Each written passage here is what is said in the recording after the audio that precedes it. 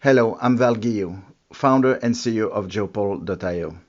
Today's presentation is about the location intelligence revolution. Don't expect in this presentation a lecture on the topic. Don't expect either an exhaustive explanation on all the aspects of location intelligence. Rather, my goal here in this presentation is to make IT professionals and decision makers more aware of the geolocation landscape and the implications of a location intelligence revolution in today's world.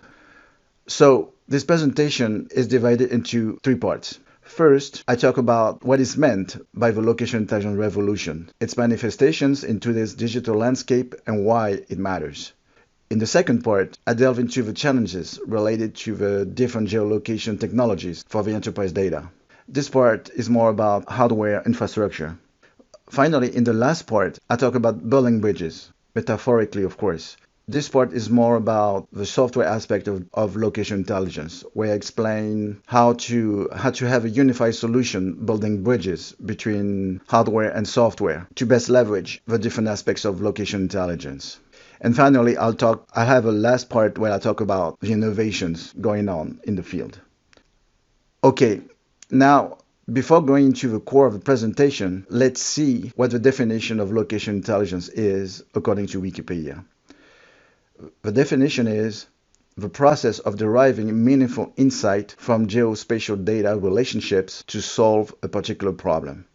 Well, this is pretty abstract. To better understand what is going on with location intelligence, let's look first at how it manifests itself. So let me give you a little bit of context about the location intelligence revolution currently unfolding. This revolution is basically being played out by three phenomena. An explosion of internet-connected devices and sensors, what I would call the explosion of data. Also, communication protocols are becoming more standardized, more lightweight, and more open. At the same time, geolocation technologies are improving in cost, accuracy, and variety. The explosion of data is particularly remarkable. According to a recent report from IBM, 90% of the data in the world today has been created in the last 2 years alone. We are talking about 2.5 quintillion bytes of data a day. That's coming from cell phones, sensors, Internet of Things devices, and more. And that pace is only accelerating with the growth of IoT. There's a shift just starting to occur where companies take the sensor data that comes pouring in from the Internet of Things and they begin to treat it as a corporate asset and integrate it with other data, other sensor data to solve problems that were otherwise unsolvable.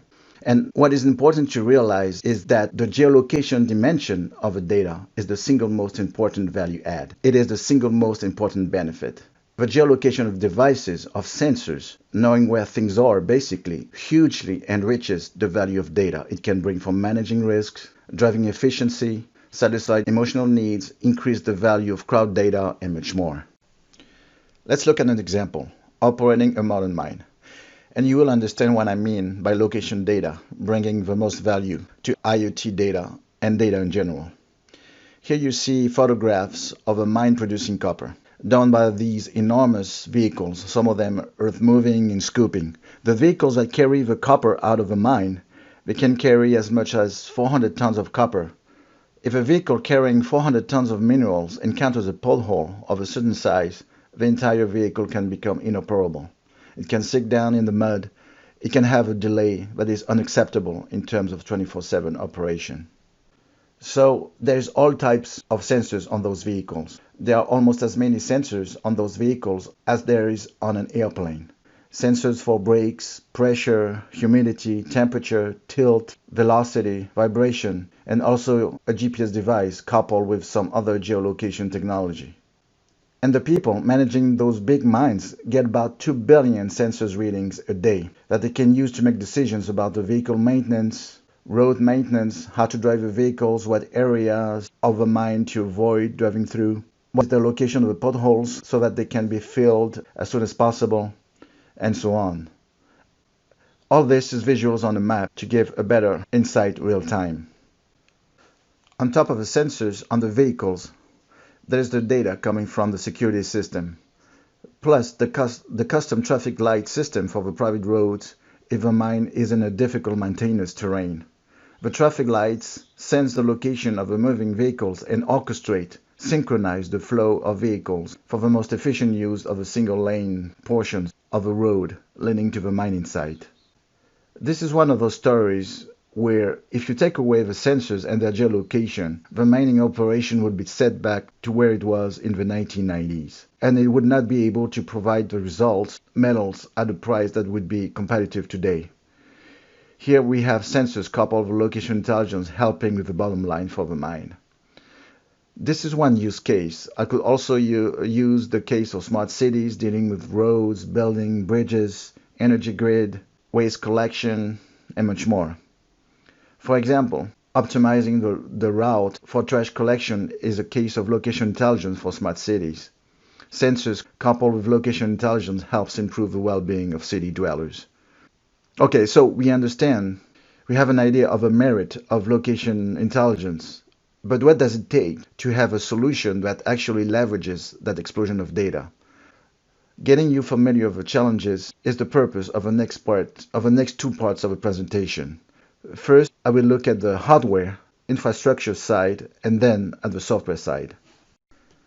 So we see that the location dimension of sensors and other devices is the most value add, but it can be quite challenging to get the spatial coordinates of the data and in real time when it is necessary. It needs to be understood that picking the right geolocation technology is not a trivial task. It is quite complex.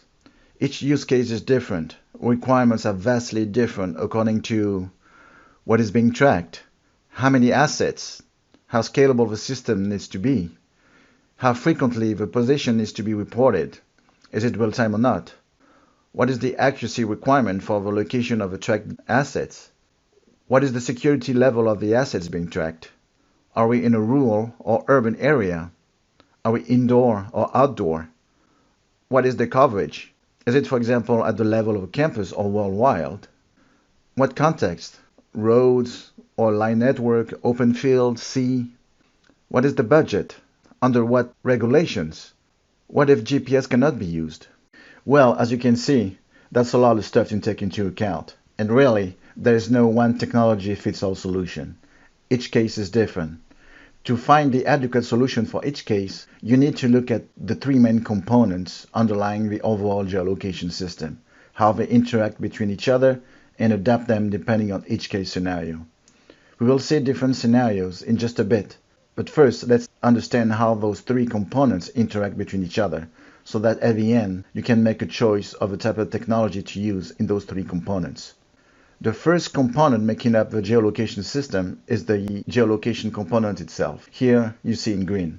It is the geolocation technique, the logic, the infrastructure allowing determining the location. This is where the logic of a geolocation takes place. Of course, there is the GPS, Global Positioning System. But GPS is not the only geolocation technology. You also have other technologies that can be used for determining the location of assets, such as LP1 DTOA, LP1 RSSI, cell multilateration, Wi-Fi sniffing, Bluetooth beaconing, and more. I will show the accuracy of each and I will give a brief technical explanation in a little bit, but for now, please bear with me. The second component is the tracker itself. Here you see in blue. It is the physical component of a geolocation system where sensors are placed on the asset that needs to be geolocated. And the type of sensor depends, of course, on the geolocation technique used. So the tracker can be a GPS receiver, a cell antenna, a Wi-Fi antenna, a Bluetooth receiver, an LP1 sensor, etc. Note that an asset can be equipped by more than one sensor. Think of your smartphone that has a GPS receiver, a cell antenna, and a Bluetooth receiver. Finally, the third component here in red is for the connectivity or the communication. What is meant by connectivity is a technology that allows the location of the asset being tracked to be sent to a server, an application, etc. Of course, there needs to be a way so that the people monitoring the tracked assets know where they are. This is where the connectivity component comes into the picture. Note that many times the techniques for both the geolocation component and the connectivity component use the same underlying technologies. Note that a single person or a car for navigational use does not need the connectivity component. For example, think of the navigational system that exists now on most modern cars. The connectivity component does not come into the picture unless the car is part of a larger system, such as a fleet management. Note also that the interaction between the different components vary depending on the different techniques implemented, as you will see the different use cases shown in this presentation. Now, let's look more specifically at each component and how to combine them according to the requirements of different scenarios. One caveat though, this is not an exhaustive explanation on how to combine the different components to get the best result depending on the requirements mentioned above. I don't go into all the intricacies, but rather I highlight the major factors to take into account when selecting the different types of technologies. Let's look at the connectivity component first. Basically, there are three big families of connectivity: cellular communication, LP1, low power wide area network, and short range wireless communication. Let's go over each of them briefly. You see on this graph, each technology is plotted according to the data rate, the y-axis, and the range, the x-axis. You see that cellular communication has both high data rate and long range, especially with newest generations such as 4G and of course 5G. On the other hand, LP1 has low data rate, but it has even longer range than cellular communication. It can be 15 kilometers or more. It is important to realize that LP1, such as the LoRaWAN standard, is becoming increasingly popular for IoT devices that typically don't need high data rate. Well, that makes sense because transmitting the status or the geographic coordinates of a device does not require as much data rate as transmitting a voice conversation or a video. Finally, you see short-range wireless communication with high data rate Wi-Fi down to RFID, radio frequency identification. So it makes sense that those connectivity technologies are typically used for indoor geolocation. Now, you may ask, why don't we use all the time cellular communication that has both high data rate and long range? Well, it has also its drawbacks, and notably, it has high battery consumption for the tracker, as you will see in the next slide. So you need to be aware that the combination of a connectivity and geolocation technologies has a very big impact on the consumption of a battery on the tracker. You noticed on this chart that for GPS as geolocation technology in combination with cellular communication for connectivity, it has the highest consumption. This is fine for your smartphone because you recharge it constantly, or for the GPS tracker plugged to the battery of your vehicle. But you can see the problem for IoT devices. Let's state the obvious. IoT devices cannot be charged all the time with a USB cable. They need to be powered on very low battery but last a very long time. This is a budget issue. Having to recharge frequently devices adds up in maintenance costs. This is why combining, for example, LoRaWAN for connectivity and LoRaWAN TDOA for geolocation is becoming more and more popular for IoT due to its low battery consumption. Notice that the low power consumption enables up to 10-year lifetime for the battery on IoT devices. That results in huge savings in maintenance. LoRaWAN is a LP1 standard, as we saw in the previous slide. Just a quick technical precision. TDOA, time differential of arrival or multilateration, is a geolocation technique based on locating the tracker from the different arrival times at the LoRaWAN gateways using 3 or more gateways. This is the same principle using for doing geolocation with cell towers also. So battery consumption is something very important to take into account. We can safely say that LP1 based geolocation, for example LoRaWAN, is a game changer. It is going to open up the tracking of IoT devices that in the past was impossible due to cost. Of course, the accuracy is also often a very important factor, and GPS there is still the most accurate geolocation technique, when you have a good line of sight, of course. And as you can see on the chart, LoRaWAN technologies are still far less accurate. Keep that in mind. Also notice that among the short-range wireless technologies, LBE, Bluetooth Low Energy, has the highest accuracy. Wi-Fi is slightly less accurate, between 5 and 30 meters. Those short-range wireless technologies are currently used for indoor geolocation. Also, I think it is interesting to note that the geolocation happening on your cell phone uses Google Fuse geolocation, with the underlying technologies being cell tower, Wi-Fi, and GPS. We are all familiar with the blue dot on the Google map of our phone, the blue dot that shows where we are. You notice that when you turn on the geolocation feature on your map, the blue dot gets progressively more accurate. What's happening with Google Fuse location is first it gets the general location using cell tower, and then it uses also AGPS to get more precise. AGPS is basically a hybrid technology combining GPS with cell tower. Also, Google Fuse location has the list of the Wi-Fi access points, Google Wi-Fi lookup, so it can also use that technology to get the location of your phone. Finally, if you are in the open sky environment with clear line of sight, it will use straight GPS to get the highest accuracy. Notice also that snapping to the road network can be used as a trick to improve on the accuracy, even though snapping to the road, strictly speaking, is not a geolocation technology. Well, all that is kind of brute force, and it is very power hungry for your phone, so keep that in mind. So now we have a big picture understanding of the different components used for geolocation and how they interact. Now let's look at some use cases. Here we have an example for tracking vehicles on a mining site.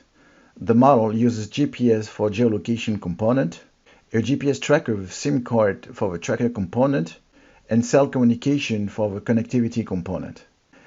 This is the most common and straightforward model, and you see how it is implemented. The vehicle has a GPS tracker. It can be installed or plugged in if it is removable. The SIM card on the GPS tracker is being connected to the cellular network for connectivity. It is the model that most people have in mind when thinking about vehicle tracking. Here GPS works fine because we are in the open field with good line of sight, and the power of GPS tracker is supplied by the vehicle battery. No big issue of tracker battery consumption there. In this example, it is about tracking your pet, your dog. Here we have a multi-technology model using both GPS and Wi-Fi for the geolocation component. You have a tracker on the collar of the dog, and here there is a battery consumption issue to take into account because the tracker is on the collar and you can recharge it only occasionally. Well, we know that the dog is about 80% of the time in the house and 20% of the time outside. So we push some intelligence on the tracker so that it is multi-mode. It means that when the tracker detects it is inside, it turns off the GPS device and it goes on the Wi-Fi to save battery because we know that GPS is the most power-hungry technique. And the time the dog is outside, the GPS device is turned on. In the previous two examples, with the vehicles and the dog, we didn't have to worry too much about connectivity and about recharging the battery. In each case, we have easy access to both the vehicle and the dog. In the case of tracking wildlife in a national park in a remote area, this is a different story, and the techniques used in the two previous examples are not going to work. GPS will not work because of its high battery consumption, and the cellular network connectivity is not going to work because there is no coverage in the remote area. In the case of tracking the endangered species rhinoceros, the model that needs to be implemented is with LoRaWAN.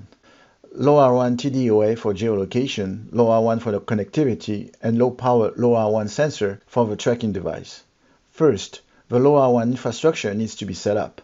Since there is no public network for connectivity with LoRaWAN already set up, a private grid of LoRaWAN gateways is installed on the hilltops to have a maximum range to cover the national park. The LoRaWAN gateways, having a range of 15 kilometers or over, 4 or 5 gateways can be installed to cover the entire park where the rhinoceros live. With the infrastructure in place, the animal is sedated. A hole is drilled in its horn where the LoRaWAN sensor is placed. It has an autonomy of 2 to 3 years with a frequency of geolocation reading every 5 or 7 minutes. With that system in place, biologists can better study the rhinoceros by analyzing its moving behavior and that way further protect this endangered species. Another interesting case is the tracking of rental industrial vehicles. There are expensive vehicles that have a high risk of being stolen.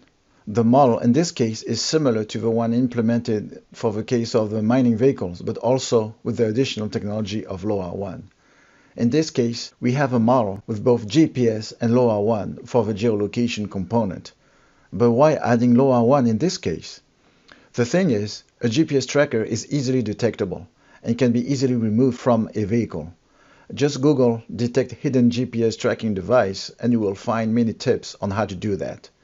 Sure, there are many ways that a vehicle would not start if a GPS is removed, but a delinquent that knows about cars can easily circumvent that. This is why it makes sense to also use a LoRaWAN sensor on a high-value vehicle that is at risk of being stolen. A LoRaWAN sensor is much smaller and it is virtually impossible to detect. It can be hidden, for example, under the chassis. So you have basically a regular mode where the GPS technology is used in real time for routing, navigation, and all the fancy analytics. And in case the vehicle gets stolen, the stolen mode is activated and the vehicle can be detected through the LoRaWAN technology. Many advanced countries already enjoy a public network for LoRaWAN, so no need to install your own private network there. Finally, I want to show an indoor scenario where the geolocation is done with a technology that is not usually associated with geolocation, the RFID technology. Here in this case, it is about knowing in what room of a museum are each visitor. No need to know exactly where they are, only in what room. In that case, the RFID technology with RFID receivers and tags will make the trick. So, the model is RFID for the geolocation and trackers and Wi-Fi for the connectivity. Notice that in this case, the connection for the connectivity component, the Wi-Fi, is done from the RFID receivers that provide the geolocation logic. Each visitor has a bracelet equipped with a UHF RFID tag or sensor. UHF stands for ultra-high frequency, and this RFID technology has a range of up to 100 meters, which is more than enough for detecting visitors entering or exiting a room. The RFID receivers are strategically placed at the entrance of each room of a museum. So you see through this last example and other examples that you have to always be imaginative and that there is no one technology fits all solution. Each case is unique and the requirements of each project need to be carefully examined to implement the model that is the most suitable. Really, we only scratched the surface of a very complex topic. I showed relatively simple examples. There are many other possible scenarios involving, for example, multimodal transportation of assets, combining indoor, road, on well, on ships, etc. Okay, now we have an idea of what it takes to geolocate assets, and this is only half the battle. The other half of the battle, and this is what we're going to cover in this section, building bridges, is about the software side. It is about closing the circle and having a unified solution for the geolocated assets and being able to visualize, share, protect, and interact with them in a secure way and within strict compliance of a domain your company or organization has to follow. Building bridges is about turning all the location data into information that the rest of the organization and clients can use. It is about offering the tools to properly interpret the data, visualize it in the most compelling way, not only for the IT team, but also for C-level executives, partners, and of course clients. In other words, bridges need to be built to enable the completion of this location intelligence revolution. Some players in the IT industry have understood the challenge and are positioning themselves to precipitate the revolution. They are building the enabling solutions, cloud-based location intelligence platforms, the catalysts to induce the maturing of a new business model, putting front and center the location data. At the crossroads between various domains, cloud-based location intelligence platforms offer a unified solution, building the bridge for geolocated IoT devices and assets, as we showed in the preceding section. Also using the consumer mapping and leveraging the power of GIS, Geographic Information System, and business intelligence for analytics. We are talking about a solution for all the data, all the processes to be unified into one platform.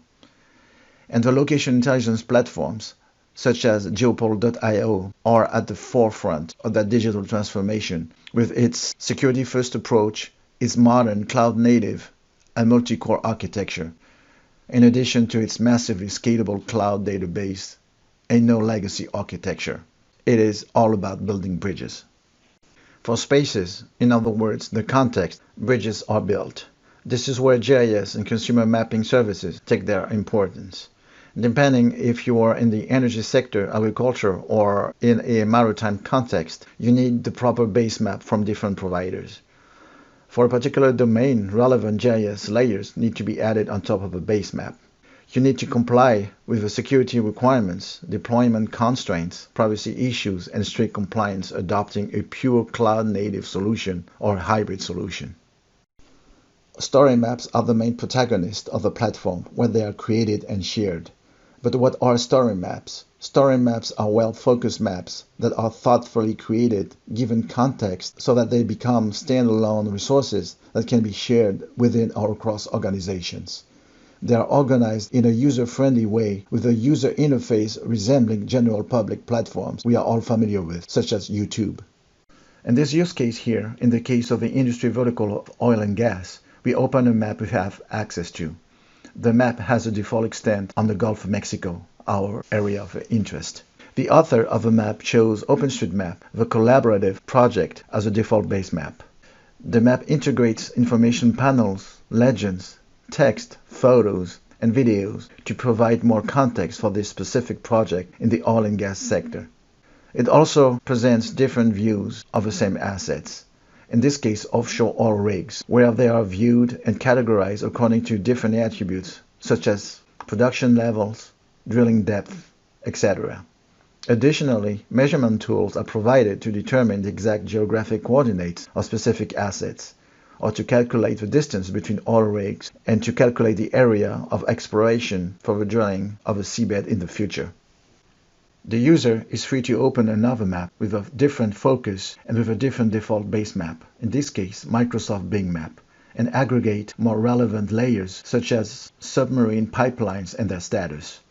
Some more measurement is realized and the user switches the base map to a satellite image view. In this other use case, here in the utilities sector, a smart water solution is implemented for storm prevention system for San Antonio, Texas. The user opens the map he's interested in with a default extent centered on downtown San Antonio. It is an example of water AMI, advanced metering infrastructure, for water level monitoring using layers for storm drain, underground channels, main channels, and mandatory detention areas for water. The map also includes functionalities such as swipe pop-ups, information panels that helps users explore this content. The user is free to change the base map, the background map to satellite imagery from various consumer mapping providers such as Google Maps, Bing Maps, and Here Maps. So, we saw how the platform for location intelligence builds bridges for setting the appropriate context by industry verticals.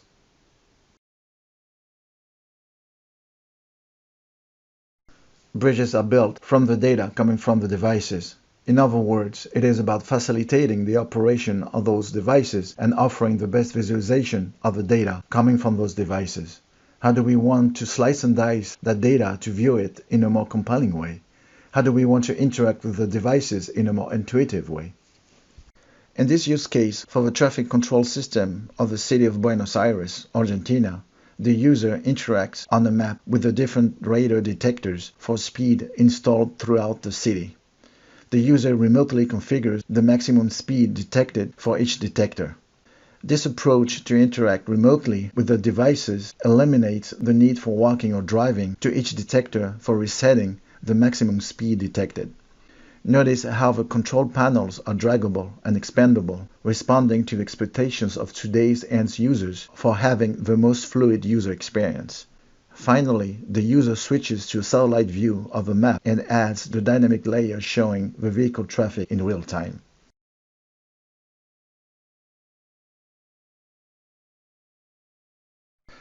In this use case here, we are interested in IoT sensors for detecting the air quality of the urban area of Albuquerque, New Mexico.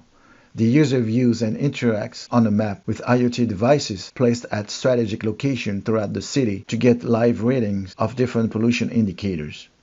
Here we have three different types of IoT devices for measuring air pollution: a volatile organic compound sensor, a hazardous air pollutant sensor, and a sensor for particulate matter of 2.5 microns.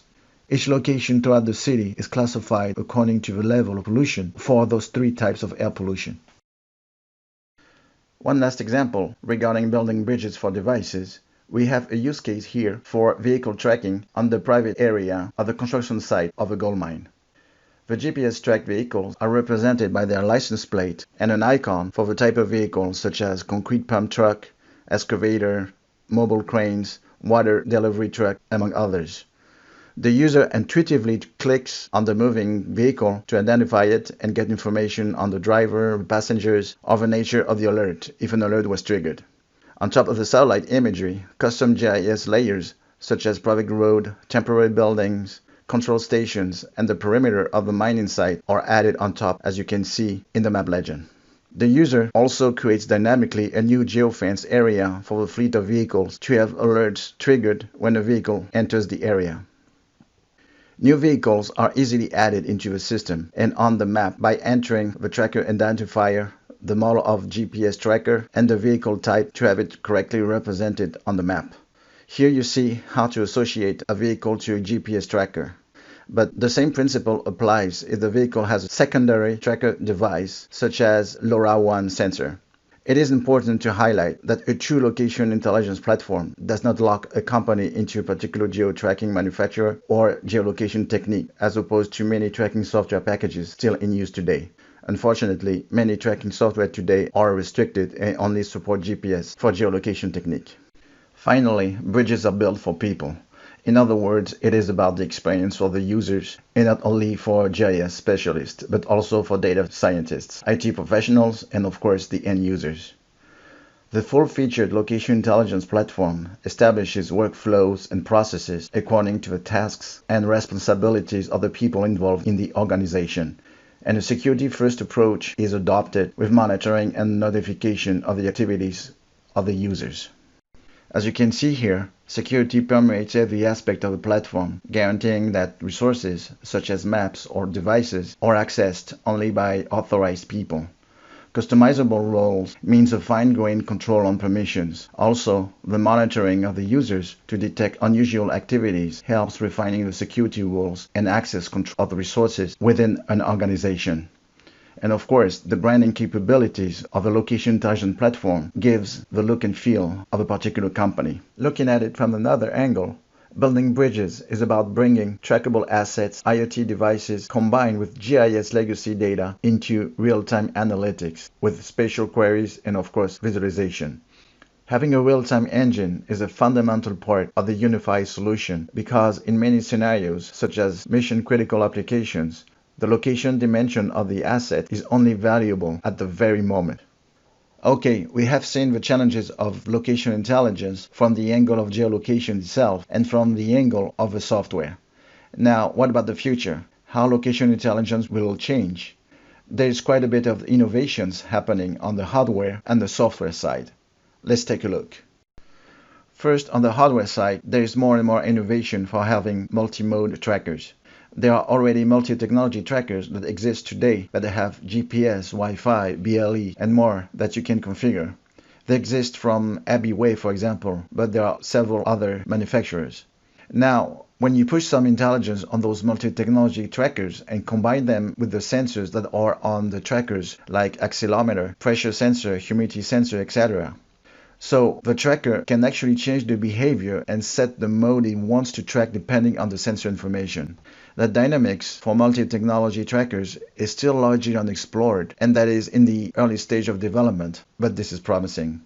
Also, there is innovation for making the trackers themselves customizable, so that they use only the specific geolocation technique to reduce the operation and maintenance cost based on the use cases. For example, we may want trackers with only BLE and LoRaWAN, and we don't want Wi-Fi. There is also innovation in multi-band support via roaming. This is very important if a tracker is moving from, let's say, Europe to Asia and then to the US.